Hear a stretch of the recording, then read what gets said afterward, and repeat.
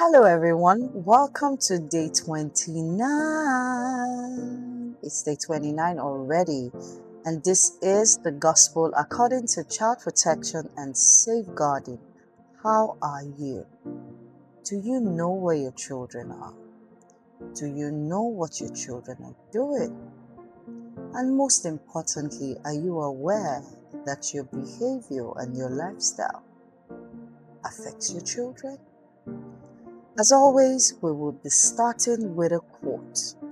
But today we're talking about accompanying your children to certain places is protection. The quote: children do not only need permission to go, they need the presence, wisdom, and watchfulness of those entrusted with them. A child escorted in love is often protected from danger they cannot yet recognize. I'll tell you a story, and this happened in Benin City in 1992. I call it Alero and the family quarters. So Alero was about 12 years old, and she lived opposite this compound that had lots and lots of families, and so it was nicknamed the family quarters. So every evening, Alero's dad would send her over to the family quarters. There was a man there who had, now it's called betting. Then it was like a pool where people go and see. So her father will give her a certain amount of entries, and then she will go and give it to this man. My daddy said I should give it to you. Check which one entered and all of that. Um, she would go and come back, and then maybe a month later, her mother realized that every time they sent Alero to go over to the family quarters, Alero would hesitate. And it seemed like she was being rude. She would stomp her feet, shake her head. I'm not going. I don't want to go. Can't we send somebody else? Do I have to go? And the father would say, you would go. Every time Alero went there, the unwise old man sitting there would corner this little girl and abuse her. Alero would find her way and run back home. She would cry before she gets into the house. This happened so many times. It took a watchful neighbor to see this and bring Alero home one day to her mother to let her know. Of course, they were not going to tell her father because they were going to have a dead man on their hands. Now, predators, harmful influences, and unsafe environments often thrive where there's little or no supervision at all. A child may not necessarily recognize danger. They may not recognize manipulation or inappropriate behavior. They're children, and many a times you don't even tell them or educate them on these things. The presence of a parent, a guardian, or a trusted caregiver communicates to the child that you are valuable and your safety matters. Every time she complained, if she was just escorted, I'm sure she would have felt very safe.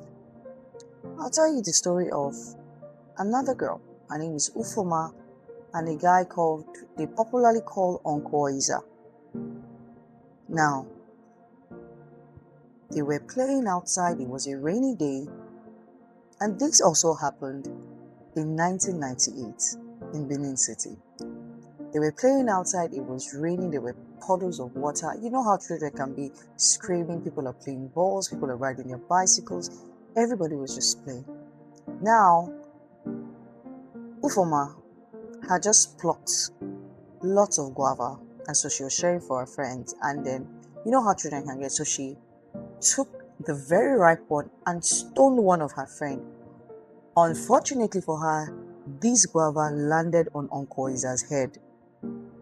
And instead of Ufoma, do you know how mysterious children can be and very naughty? Instead of Ufoma to apologize, she started to laugh and started giggling. And she said, oh, I'm sure a bird will just perch on his head now and begin to poke his head. This wicked Uncle Isa. Right, Uncle Isa got very angry. I'm sure he had a bad day. Uncle Isaac picked Ufoma from the floor, and then Ufoma begins to insult him. Leave me alone, leave me alone, leave me alone. He refused and took her into his house. In fact, he was living in his parents' house, into his parents' house, and acted like he wanted to punish her for what she had done. Now, there was an auntie around, her name was Auntie Funke, who saw what Uncle Isa had done and quickly called Ufoma's mom and said, come, Uncle Isa just took Ufoma. I believe they had a little squabble. And while Auntie Funke and Ufoma's mom were coming towards the house, and of course they were all friends. I mean, back in the day, every child is your child. It's a street, everybody knows everybody, and they go to the house and say, Uncle Isa has taken Ufoma. I think Ufoma must have insulted him. And they were banging on the door. Unknown to them, Uncle Isa was trying to abuse Ufoma. But immediately he heard the voice of Auntie Funke and Ufoma's mother. He increased his voice and started saying, you cannot be insulting me, you cannot be insulting me. Ufoma said, leave me alone, leave me alone. And when she came out, knowing that children often don't talk and they like to protect people, somehow they kept asking her, what happened, what happened? Ufoma said nothing. Nothing happened. But years down the line, she told her friends what had happened. Now, many tragedies have not happened because parents were uncaring, no. But because parents entrusted children to environments and people without sufficient oversight. Protection is not paranoia, it is stewardship. You have to learn to put your eyes on the ground, your ears on the ground, when you have to protect your children. Safeguarding and protection is important when you're dealing with children. I know that sometimes we say, oh, we get carried away. I'll tell you of my last story, and this happened in Ikeja City Mall in 2022. Now, two friends met, two mothers, you would say, they met and they got carried away. They were talking. Of course, one of the mothers had told her daughter, stay here, and she was talking to her friend, and they got engrossed in what they were doing until they heard someone scream. What happened? The little girl was fascinated by the escalators, and so she kept going down and coming up, going down and coming up. And the last time she was going out, she decided that she wasn't just going to stand still, but she was going to be jumping from one to the other. And so she jumped too and she fell. The scream was a lot. Everybody ran. Then the mother turned and realized that her daughter wasn't around her. And she started looking for her daughter, but she heard people screaming, voila, her daughter was the one who wasn't, and she had broken her hand. Do we blame her for not being an observant mother? Or she was carried away by what she was doing? We need to put an eye on our children. Danger is lurking around everywhere. You are your child's safety. So you need to put an extra eye when you're dealing with children. And I'll leave us with this charge today. Do not mistake access for safety. Whenever possible, accompany your children. Know the people and places they frequent and remain actively involved in their lives. Presence is not control. It is love in action. Until children are mature enough to discern danger for themselves, let your watchfulness become their shield.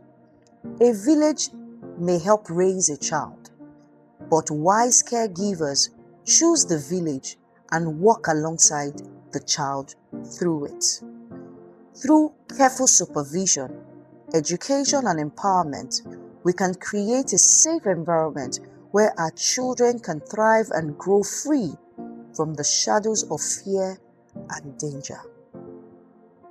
As parents and caregivers, learn to protect your children and learn to accompany your children to certain places, especially when they give you a hint that they don't want to go. Alright, it's goodbye for me. I'll see you tomorrow for day 30. Bye for now.